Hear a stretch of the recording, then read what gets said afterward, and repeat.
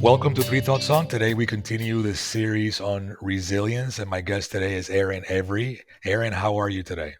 I'm doing great. Super happy to be here. Thanks for having me. Well, thank you so much for accepting my invitation. I was very happy, pleasantly happy that you accepted to be here on my podcast. It's nice to meet you online through the magic of technology. Before we get started on your journey and your current life, can you take a couple of minutes and tell us a little bit about you and how did you get to do something that you love so much? Yeah, definitely. So, for me, my fitness journey, I've always been an athlete just growing up. Like, I always played sports in high school, sports in middle school, all of that. I played field hockey, softball, track, you name it. So, I was always an athlete. Volleyball was my main sport. And then when I got to college, that's really when things kind of kicked off. So, I was recruited to play volleyball at Oneonta, so SUNY Oneonta, which is a smaller school. It's just D3 in New York. And I was recruited. I just walked on the team, got a spot. And then that kind of started my fitness journey. And so when I first started playing volleyball, I sat the bench and I sat the bench hard. I think I got maybe one game of playtime my first season, as most freshmen do. And I'm sure a lot of other freshmen can relate to that. So for me, I really wanted to get on the court. I really wanted to earn my playtime. And so what I ended up doing was just pouring a lot of myself into the gym so I could get stronger, so I could get faster, so I could jump higher, just be overall a more competitive volleyball player. And to be honest, at first, I absolutely hated the gym. Like I didn't want to get big, I didn't want to get bulky, like I had these ideas of women bodybuilders as being just like these big mass monsters and I didn't want that. I wanted to maintain like a nice cute little feminine physique and just earn my playtime on the court. But the thing is, and what happened over time is the more that I was in the gym and the more that I learned what my body was capable of, and like when I started hitting all these new PRs, I just fell in love with it. And I did end up earning more playtime on the court. Like I got way faster in all my running times. I got my vertical up to like 28 inches or something. So that did happen. But interestingly enough, like the more that I was in the gym, the less I kind of loved the volleyball court. And so flash forward to like maybe sophomore year, I loved the gym so much that I just really wanted to do more with it. So I saw like NPC bikini competitions on Instagram and I was like, "Oh my gosh, like that is exactly what I'm looking for." They're feminine, they're beautiful, they have these like sparkly bikinis and I was like, "Man, like that's what I want." So my sophomore year of college, I just Googled NPC coaches near me and I hired Mm, my first coach and I stepped on stage in 2015 for my first show. 2015. Okay, so that was your first show, and then from then on, you just kept competing, and you've been competing every year ever since. Yes, essentially. So I did my first show in 2015, not knowing anything about the sport. My coach didn't even end up going with me on like the day of my show because she was sick. So it was just me standing up there.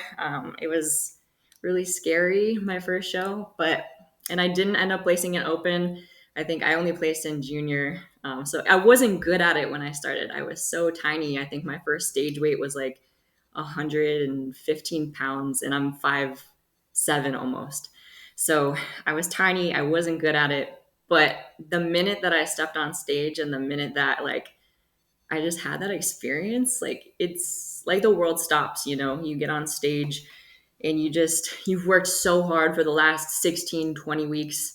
You've dieted hard, like you've put in all of this energy into this moment and there's just nothing like it. So after that first show, like I was hooked. I loved it. And I was like, man, when can I do this again next? So then that kind of started everything with bodybuilding and that side of competing. So I competed again. I think the next year, 2016, I did an OCB show. So I competed in a natural league. And then again in 2017, when I was in grad school. Mhm. Yeah, So since then I've let me done, ask you. yeah. I'm sorry. Let me ask you. So, at what point in that journey did you start noticing yourself changing? Because obviously, you got a coach. You started doing the workouts. I'm sure there was some nutrition planning and all of the various things that come with it. But it takes time. It takes time, and then everybody's a little bit different. Everybody's body responds at a different pace to weight training. At what point did you start noticing that your body was changing?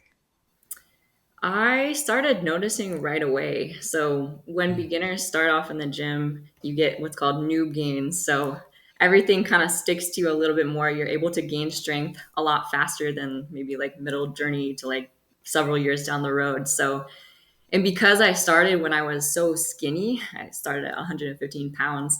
Literally, like all the food that I was eating and all the weight training I was doing, like I was just able to gain strength so fast, and it was cool. But you did so without getting big, as you mentioned. You said your idea was not for that particular look, but for a completely different look. And obviously, that means different types of routines, different types of workouts, different types of activities, right? Yeah. I mean, for me, I was very afraid of training upper body, especially in the beginning. So I would say I probably avoided training upper body maybe the first 2 years of my journey, just because, again, that stigma of getting big. But, the interesting thing and something that I didn't realize at the beginning of my journey is it takes a lot of work to get big. Like, you're not just going to pick up a dumbbell, do some bicep curls, and all of a sudden grow into this mass monster, which is what a lot of women like don't realize. So I've been trying to get big now for 10 years. And I mean, I'm 150 pounds, but when I step on stage, I don't think a lot of people think I'm like gigantic. Yeah, certainly, for all the stuff that you publish, and post, it doesn't look like that look you are avoiding for sure, right? I mean, you see that in other types of competitions and so forth. Let me ask you. So you mentioned the transition from the sport or the athletics of volleyball and other things into the gym. Was that a process where you felt like at any point like you were letting something behind? I mean, those are two different dynamics, right? I mean, there's on one hand there's a team aspect of it. The competitions, of course, are very different. The environment where you're actually doing the work is also different. Did you feel as you were going from one type of lifestyle to the other that you were leaving something behind and replacing that with something else, or were you just done with that and ready for something new? Yeah, I would say it was definitely a gradual change. Like I mean, I still play volleyball sometimes. Like, I played volleyball very seriously all 3 years of my undergrad career. And then when I got to grad school, I was able to continue. I played club for 4 years. But in comparison to the level of commitment in college versus grad school, I would say I went from playing like 5, 6 days a week, very, very seriously, to maybe like 2 to 3 times a week. So it was a gradual change. And the aspect that pulled me to like the bodybuilding side of things is that bodybuilding is very individual. Like, if you don't do the work, that's on you. Whereas like volleyball is more of a team thing. So you can't really control all of the outcomes. Like, if your teammate's having a bad day, they're just going to bring everyone down with them on the court. Whereas like with bodybuilding, like I have the power to get my ass up every single day, get the work done, and just put in the reps. So that's all on me.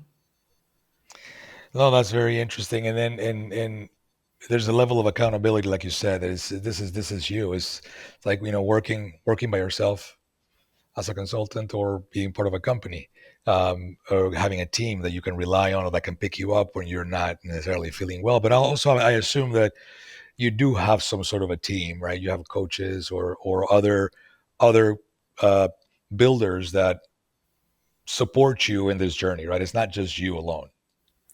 Yeah, definitely. And I mean, the higher and higher up you get in the sport, as far as like from a competitive aspect, the larger your team becomes. So, I mean, for this last show, I've competed now in over 15 shows. And my last show was in June at Junior Nationals. And for that show, I had my bodybuilding coach who did like my nutrition and posing, my workout coach, which is actually my boyfriend who coaches for me full time. He writes all my programming. I worked with a food psychologist for a long time on my relationship with food, especially because it can get pretty restrictive with bodybuilding for periods of time, for sure. And then I also have worked with a business mentor and a therapist on all of those aspects leading up into the show. So it takes a lot of time, a lot of effort, a lot of different disciplines, and I think one of the things that I wanted to touch on, reviewing, the materials that you have on your website. There's a lot of moving parts in getting the results that you've been able to attain.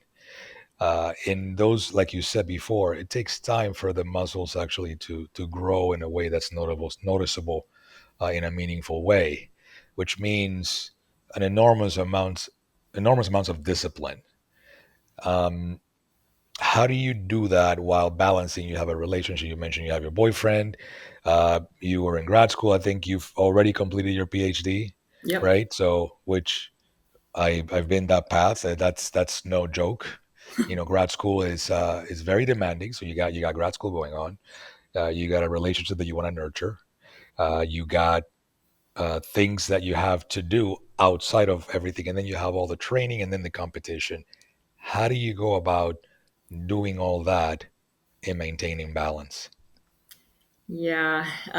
So, I mean, I'll just start off by talking about my experience in grad school because I think that's what most people relate to is how did you do all these things at the same time while getting a PhD? So, I mean, for that, I think progress over perfection is the biggest thing that I would say. Like, obviously, not every day is going to be perfect. You're not going to be able to get to the gym on days where you're running experiments in the lab that are taking like 14 straight hours. You have to plan ahead like crazy. When I was in grad school, my entire life was logged out in Google Calendar every single day, like down to my 15-minute breaks, my lunch breaks, 5 meals a day. Because that's how rigid you have to be if you want to be able to be competitive in bodybuilding while doing a PhD, because there's just so much that goes into both. Um, yeah, so my Google Calendar was crazy. So now the PhD is over. So you've kind of regained a portion of your life. What have you done with that time that before was quite blocked off? That has also been a very big adjustment. So now that I am out of grad school, I run my own business with coaching. That's what I do full time. I do coaching and social media. And so that has brought on a lot of struggles in itself because you would think, oh, now that you have freed up all of these hours from doing your PhD, you have like all the time in the world to do what you need to do. But the issue now becomes nobody is on top of you telling you when to get to class, like when to do your homework. Now you're the own boss. You're your own boss of all of the time.